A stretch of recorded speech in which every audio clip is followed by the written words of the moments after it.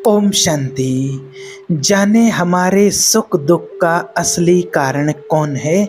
हम दुखी क्यों होते हैं, सुखी क्यों होते हैं, कौन है जो हमें सुख देता है और कौन है जो हमें दुख देता है, इसका कारण क्या है। देखिए, दुनिया में आज कपड़े बदल लेना सरल है, लेकिन विचारों को बदल लेना बहुत कठिन है। बुद्धि को बदल लेना, मन को बदल लेना, ईश्वर की ओर मन को मोड़ देना, ये बड़ा कठिन होता है।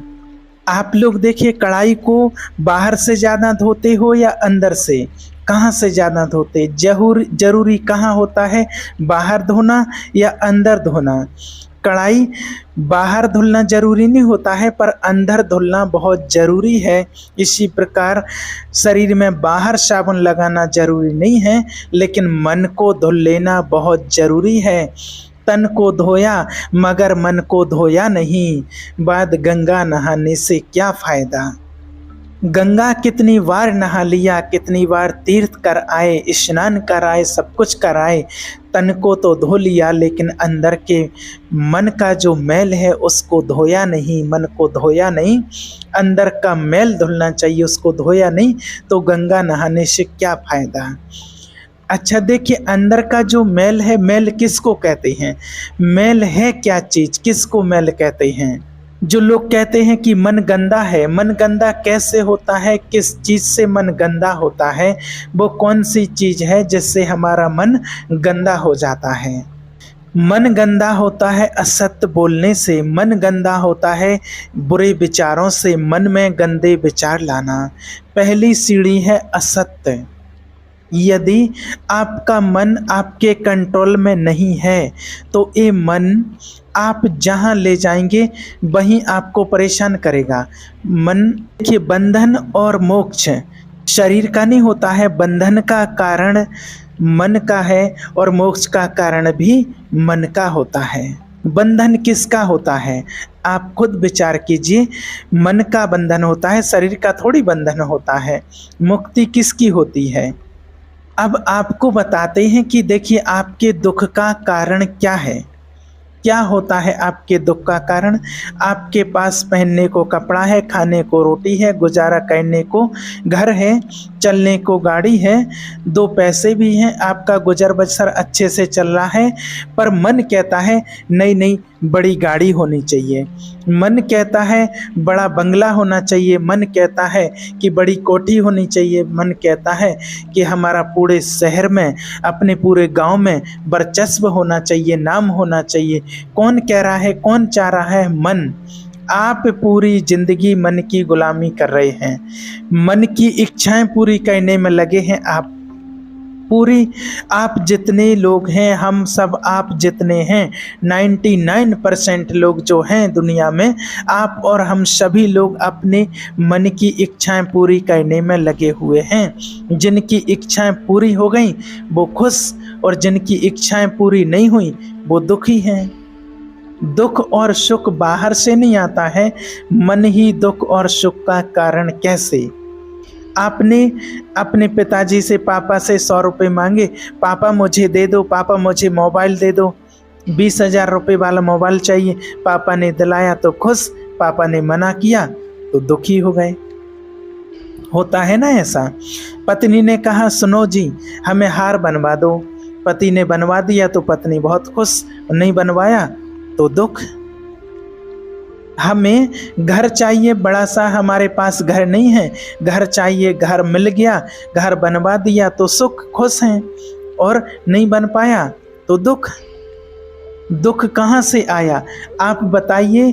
दुख की उत्पत्ति हुई कहाँ से, दुख की उत्पत्ति होती कहाँ से है। आप कहते हैं ना कि हम बड़े दुखी हैं, ये दुख आया कहाँ से, आता कहाँ से है दुख, आप खुद बताइए। ये दुख नाम की चीज आती कहाँ से है। अंदर से आपके आती है, जो आपकी इच्छाएं अधूरी हैं वही दुख का कारण बनती हैं। आपकी इच्छाएं जो पूरी हो गई वो सुख है। आप समझ नहीं पाते हो इस बात को, इतनी सी छोटी सी बात को, पूरा जीवन। अर्थात हमें सुख और दुख कौन देता है, इस बात को समझना। अर्थात सुख और दुख कौन देता है हमको। हमारा मन ही हमारे सुख का और हमारे दुख का जिम्मेवार है। मन है, पड़ोसी हमारे सुख दुख का जिम्मेवार नहीं है। दुनिया का कोई भी व्यक्ति हमारे सुख और दुख का जिम्मेवार नहीं है। कई लोग कहते हैं गुरुजी, कई लोग कहते हैं भाई जी, कई लोग कुछ माना बोलते रहते हैं, हमें उन्होंने दुख दिया है, हमें उन्होंने गाली दी है, हमें उन्होंने ऐसा कर दिया, अब हम दुखी हैं, फलाने ने गाली दी है, रात को नींद नहीं आ रही है। तो अरे आपने गाली को इतना सीरियस ले क्यों लिया है? आपको दो कान दिए हैं भगवान ने, एक कान से सुनो, दूसरे कान से निकाल दो, बात खत्म हो जाएगी। सीरियस लेंगे तो आपकी नींद हराम होगी। और आप जैसा इंसान फिर कौन होगा कि जो दूसरों के कारण, इतना बेवकूफ़ कौन होगा कि दूसरों के कारण, दूसरों की बातों के कारण, दूसरों के शब्दों के कारण और अपना सुख और चैन गंवा बैठे हैं। उसके कारण आप अपना सुकून क्यों खो रहे हैं? दूसरों के कारण कहने दीजिए ना उसको। जमाना अच्छा कहे बुरा कहे, जमाना कहेगा। याद रखना इस बात को कि लोग खाना के बिना तो रह सकते हैं पर बोले बिना नहीं रह सकते हैं। या तो अच्छा बोलेंगे या बुरा बोलेंगे, लेकिन बोलेंगे जरूर। लेकिन लोग क्या कहते हैं, लोग क्या कहते हैं, जमाना क्या कहेगा, चार लोग क्या कहेंगे, चार लोग कुछ नहीं कहते हैं। मरने के बाद बस एक ही आवाज़ आती है कि राम नाम सत्य, एक ही आवाज़ आती है, यही कहते हैं लोग, यही कहते हैं। लोगों को तो कहने दीजिए, कुछ उनको भी काम दीजिए। वो बैठे हैं फ्री में, उनको कोई काम तो है नहीं है, कुछ काम दीजिए कि वो भी कुछ आपके बारे में कहते रहें। सारा काम आप ही क्यों करते रहें? आपके बारे में सोचते रहें, चिंतन करते रहें, कहने दीजिए। मन ही हमारा बंधन है और मन ही मोक्ष बनाता है, और मन ही संसार में डुबाएगा और मन ही भवसागर से पार लगाएगा। इस बात को आप समझ लीजिए, इस बात को गांठ बांध लीजिए। एक उदाहरण और आपको देते हैं। देखिए, लोहे का एक टुकड़ा आप पानी में डालो, क्या होता है? लोहे का टुकड़ा पानी में डालो, पानी में डूब जाता है। पर वही लोहे का टुकड़ा नाव में लगा है। जहाज तो लोहे की बन रही है ना आजकल। लोहे का टुकड़ा पानी में डूब जाता है, पर लोहा, हजारों टन लोहा जहाज में लगा है, समुद्री जहाज में। आपके नदियों में, नर्मदा जी, गंगा जी और बड़ी कई नदियों में आपने देखा होगा, लोहा इतना लगा हुआ है नाव में, क्या वो डूबता है? क्यों नहीं डूबता है? वो क्यों नहीं, वो कील डूबती है? क्योंकि जो लोहा नाव से जुड़ गया वो डूबता नहीं है, वो पार होता है और पार लगता है और पार लगाता है। और जो लोहा नाव से हट गया वो लोहा डूब जाता है। अर्थात ये मन लोहा है, ये मन संसार में लगा तो डूब जाएगा। और यही मन अगर परमात्मा की नौका से जुड़ गया, परमात्मा से जुड़ गया, तो भवसागर से वो परमात्मा पार लगा देगा। मन ही पार लगाएगा, कोई पड़ोसी पार नहीं लगाएगा आपको, मन ही पार लगाएगा। सद्गुरु परमात्मा के बताए हुए मार्ग पर विवेक से, बुद्धि से उस परमात्मा के बताए हुए मार्ग पर चलना पड़ेगा, धारण करना पड़ेगा, तो हमें ईश्वर की प्राप्ति हो जाएगी। मन ही दुख है और मन ही सुख है। तो आपके दुख का कारण कोई व्यक्ति नहीं है। जो कई लोग कहते हैं कि सास ने इतना दुख दिया, बहू ने इतना दुख दिया, पति ने दुख दिया, पत्नी ने दुख दिया, बेटे ने दुख दिया, इनने दुख दिया, उसने दुख दिया। नहीं, आपकी तमाम इच्छाएं आपके दुख का कारण बनती हैं। इसलिए आपको क्या त्यागना है? अपनी इच्छाओं का त्याग करना है। हमारे बुजुर्गों ने कहा है कि जितनी चादर हो उतना पांव पसारो। संतोष का चादर छोटा है और कामनाओं के पांव लंबे हैं, तो पांव तो बाहर जाएंगे। इसलिए बुजुर्ग कह गए हैं, गोधन गजधन बाजधन और रतन धन खान, जब आवे संतोष धन सब धन धूल समान। सबसे बड़ा धन है संतोष का धन। सबसे बड़े धन का नाम है संतोष। जिसको जितने में संतोष हो जाए वो वहीं सुखी है। नहीं तो करोड़ मिल जाए, अगर आपको संतोष नहीं है तो क्या मतलब का है? कोई मतलब का नहीं होता है। मन ही बड़ा अच्छा है और मन ही बड़ा बुरा है, यही मन ही आपका शत्रु है और मन ही आपका मित्र है। एक देखिए, अगर 12वीं क्लास का बच्चा है और उसने अपनी सब्जेक्ट में 10वीं क्लास का बच्चा है, 12वीं क्लास का बच्चा है, 10वीं क्लास में पढ़ता है मान लीजिए, और उसने अपने 5 सब्जेक्टों में 90 नंबर लाया है, 100 में से 90 नंबर पाए, बस एक सब्जेक्ट में 100 में से 31 नंबर पाए, जबकि पास होने को चाहिए 33 नंबर, 33, 2 नंबर कम हैं। अब आप बताओ कि उसको पास कहें या फेल कर दें, क्या होगा? क्या कहना चाहिए उसके साथ, पास करें या फेल करें? तो वो पास तो हो ही नहीं सकता है, नियम तो सबके लिए बराबर होता है, 2 अंक कम हैं, नियम कहता है कि उसे फेल कर दो। परंतु जब आखिरी कॉपी जब मास्टर जी जांचेंगे, देखेंगे, प्रिंसिपल देखेंगे कि सारा सब्जेक्ट तो बढ़िया है, मात्र 2 अंक एक सब्जेक्ट में कम हैं, तो मास्टर जी अपनी तरफ से 2 अंक देंगे, जिसको हम ग्रेस कहते हैं, तृपांक कहते हैं, ग्रेस कहते हैं, तृपांक कहते हैं। मास्टर जी अपनी ओर से 2 अंक दे करके पास कर देंगे और उसका साल बिगड़ने से बच जाएगा। बस जैसे मास्टर जी की कृपा से बच्चा पास हो गया, वो होने लायक तो नहीं था पर वो हो गया, बस ऐसे ही ईश्वर ने हम पर भी कृपा के 2 अंक जोड़ दिए हैं और उन्होंने हमें इतना अच्छा सुंदर तन दे दिया, विवेक दे दिया और कहा कि जाओ अपना आत्म कल्याण करने का मौका दे रहे हैं, भवसागर से पार जाने का। ये मानव का तन इतना अच्छा मिला, ये मौका है उस ईश्वर को प्राप्त करने का। इस इतने अच्छे तन को पा करके और उस परमात्मा को ना पाया तो इसे पाना व्यर्थ हो गया। इसको पाना तब सफल है जब इस सुंदर तन से उसको पा लिया। पहला 1 इस सीढ़ी शरीर, दूसरा सीढ़ी वो परमात्मा। ये पहली सीढ़ी आपको प्राप्त हो गई, इतना अच्छा स्वच्छ सुंदर विवेकवान शरीर मिला है, और बस दूसरी सीढ़ी चढ़ो और आपको गोविंद परमात्मा मिल जाएंगे, वो परमात्मा शिव बाबा मिल जाएगा। अब वो सीढ़ी चढ़ जाओ तो है। हम उलझ कहाँ जाते हैं, इस बात को समझना है।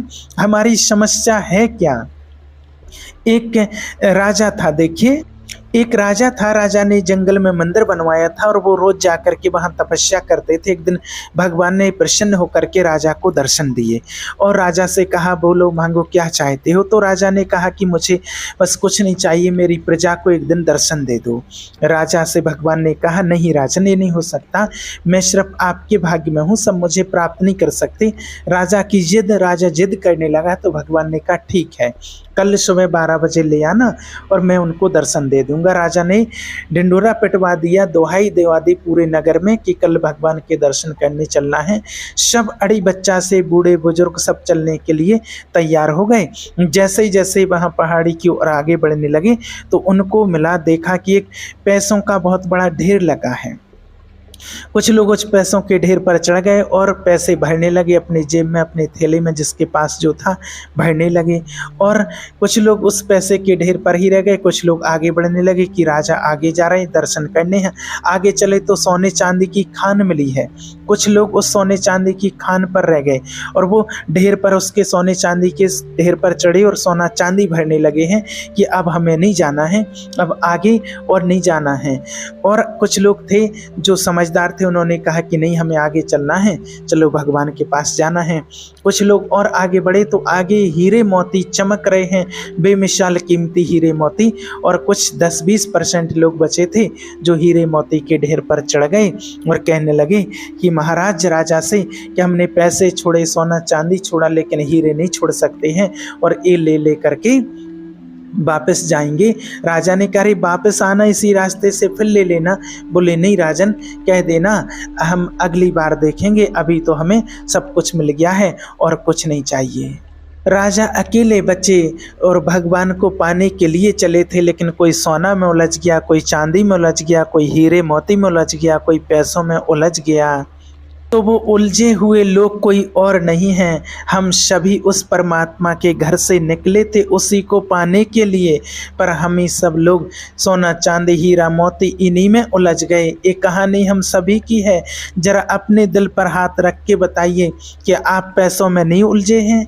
क्या आप सोना चांदी हीरा मोती में नहीं उलझे हैं? ये कहानी उनकी नहीं है, ये कहानी आपकी और हमारी है। हम सभी वही लोग हैं कि पास में भगवान खड़ा है, परंतु ये सोना चांदी रुपया पैसे से ममता छूटे तो वो मिले, इससे ममता छूटती नहीं, वो प्राप्त होते नहीं हैं। और आपकी ममता अगदी धन दौलत से छूट गई, इस माया से छूट गई, तेरा मेरा छूट गया, तो क्या वो मिलेगा नहीं? क्या वो परमात्मा आपको? एक बात बताएं आपको, भगवान को पाने के लिए थोड़ा तो त्याग करना पड़ेगा, संसार से थोड़ा तो मुक्त होना पड़ेगा, तभी उनको प्राप्त कर सकते हैं, तभी उसको पा सकते हैं। इस माया को छोड़ो, इस माया को छोड़ बुराइयों का त्याग करो, संसार से थोड़ा ऊपर उठो, तब आप परमात्मा को प्राप्त कर सकते हो। जिस दिन संसार की उलझनों से मुक्त हो जाओगे, इनको छोड़ दोगे, उस दिन ऑटोमेटिक परमात्मा को पा लोगे। आप संसार की बुराइयों को छोड़ते नहीं, संसार में उलझे हो और वो मिलता नहीं। मैं और मेरा ही तो माया है जो पूरा दिन और रात करते रहते हैं, मैं और मेरा। आज दुनिया में बहुत सारे ऐसे बूढ़े बुजुर्ग लोग हैं जिनके सिर पर मौत नाच रही है, आज नहीं पता नहीं कल परसों कब शरीर छूट जाए, कोई पता नहीं है। ऐसे लोगों से जा कर के आप पूछना, क्यों जी ये घर आपका, ये घर किसका है? तो बुढ़ापे में सिर हिल रहा है, बोल नहीं पा रहे हैं, हाथ में लाठी है, पर अभी तक वो यही कहेंगे कि ये घर मेरा है। पूछ लेना, आप किसी से भी पूछ लेना, ऐसे से पूछने की जो बिल्कुल मरने की स्थिति पर हो, मतलब मौत खड़ी है सिर पर अभी भी मेरा तेरा छूटा नहीं है। ये शरीर तो छूटेगा एक दिन, आप चाहो चाहे ना चाहो, लेकिन इसको तो छूटना ही है। लेकिन इसको छूटने से पहले तेरा मेरा छूट जाए, मोह माया छूट जाए, बस यही आपको कहना चाहते हैं। शरीर छूटने के पहले सब छूट जाए, उस परमात्मा को याद रखना, शिव बाबा को याद करना, मेरा तो एक शिव बाबा दूसरा ना कोई, वो ही परमात्मा है। ये बात समझ में अगर हर किसी की आ जाए, ये माया बड़ी प्रबल है, ये छोड़ती नहीं है। और जिसने अपने आप को समझ लिया, परमात्मा को जान लिया, वो इससे बच जाते हैं, वो संसार में रहते हुए भी परमात्मा को प्राप्त कर लेते हैं। इस बात को अच्छे से आप समझना, नहीं तो आप ईश्वर की प्राप्ति नहीं कर सकते हैं। और जो बात बताते हैं ये सिर्फ सुनना नहीं है, आपको अपने जीवन में अमल करना है, अमल में लाना है। गोली दवाई जेब में होगी तो बीमारी ठीक नहीं होगी। आप डॉक्टर के पास जाते हैं, आपको कोई प्रॉब्लम है, तबीयत खराब है, बीमार हैं, आप डॉक्टर के पास गए, डॉक्टर ने कहा ये लाल वाली रात को खाना है, सफ़ेद सुबह खाना है, पीली दोपहर को खाना है, और वैसे ही आप खाते हैं तब आपकी तबीयत ठीक होती है। उसी प्रकार से जब अगर जेब में दवाई रखी रहें तो क्या आपकी तबीयत ठीक होगी? नहीं होगी। जब आपके गले के अंदर दवाई उतरेगी तभी आपकी तबीयत ठीक होगी। उसी प्रकार जो आपको बताते हैं इन बातों को, आप ये परमात्मा की वाणी को जब अपने गले के अंदर उतारेंगे तभी आपकी बीमारी ठीक होगी, अन्यथा आपकी बीमारी ठीक होने वाली नहीं है। हमेशा याद रखना, असर उसी चीज़ का होता है जो गले के नीचे उतरती है, और ये वाणी आपके गले से उतरता हृदय तक पहुंच जाए तब आपको उसका असर होगा।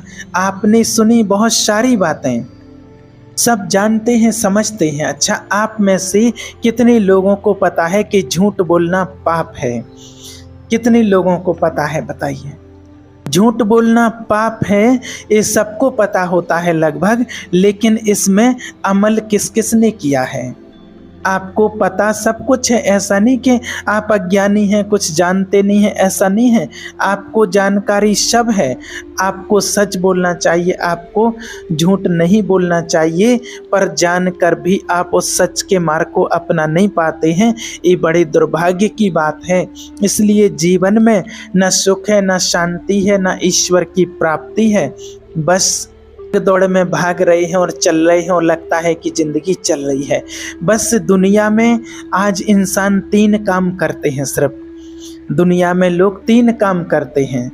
पहला काम है खाना, खूब खाओ अच्छे से। दूसरा काम है सोना, आराम से सो रहे हैं। और तीसरा काम है बच्चे पैदा करना अर्थात भोग भोगना। ये 3 काम सब करते हैं। ये 3 काम दुनिया में सब करते हैं। ये काम तो सभी करते हैं। देखिए, आप लोग खाते हैं, हम सब खाते हैं, तो क्या पशु पक्षी नहीं खाते हैं? आप खाते हैं तो पशु पक्षी खाते। आप सोते हैं तो पशु पक्षी भी सोते हैं। आप भोग भोगते हैं तो पशु पक्षी भी भोग भोगते हैं, बच्चे पैदा करते हैं। ये 3 काम सब करते हैं, केवल मनुष्य नहीं। पशु पक्षी, मछली, शेर, चीता, भालू, बगुला आदि, गीदड़, मुर्गी, मुर्गा, जो भी हैं, जो दिख रहा है, चिड़िया, लगभग इस 3 सुख सबको प्राप्त होता है। अब आप बताइए वो चौथी चीज क्या है जो केवल हम कर सकते हैं, मनुष्य कर सकते हैं? 3 चीजें तो सबको मिल रही हैं। वो कौन है इस संसार में जो भोगना भोगता हो? चींटी भी भोग भोगती है, चींटी भी खाती है और चींटी भी सोती है। वही काम आप कर रहे हैं मनुष्य बन करके। ये बताइए कि वो चौथा कार्य क्या है जो केवल आप कर सकते हैं? चींटी, हाथी, कुत्ता, बिल्ली एक काम नहीं कर सकते हैं जो आप कर सकते हैं। चौथा कार्य केवल है कि आप मनुष्य बन करके उस परमात्मा को याद करके, उस परमात्मा से प्रेम करके, निस्वार्थ कर्म करके, पुण्य कर्म करके, अच्छे कर्म करके, परोपकार करके, और उस परमात्मा को आप प्राप्त कर सकते हैं, उस परमात्मा को पा सकते हैं। बाकी और कोई भी जीव जंतु उसको पा नहीं सकते हैं। बस यहाँ पर अभी इस कलयुग में, इस टाइम पर आप परमात्मा को पा सकते हैं अपने श्रेष्ठ कर्मों से, पुण्य कर्मों से। तो उस परमात्मा को आप पा सकते हैं। इस समय पर अभी केवल मनुष्य के तन से ही ईश्वर को प्राप्त किया जा सकता है। अभी वो समय है, पर उसे नहीं पाया। फिर कुत्ता बिल्ली में, जानवरों में और हम इंसान में फिर कोई अंतर नहीं। क्या अंतर रह जाता है? क्या फर्क रह जाएगा? आप खुद विचार कीजिए। इसलिए अभी हमें इस समय मिला हुआ है, ये सुंदर तन, विवेकवान बुद्धि मिली हुई है। अपने को समझ करके, अपने पुण्य कर्म करके और आप परमात्मा को पाएं, परमात्मा को याद करें और परमात्मा से ज्ञान पा करके, सद्बुद्धि पा करके और अपना अगला भविष्य भी, अगला जीवन भी आप अच्छा बना सकते हैं। ये विवेक, ये बुद्धि अभी आपके पास है, किसी और के पास नहीं है। ओम शांति।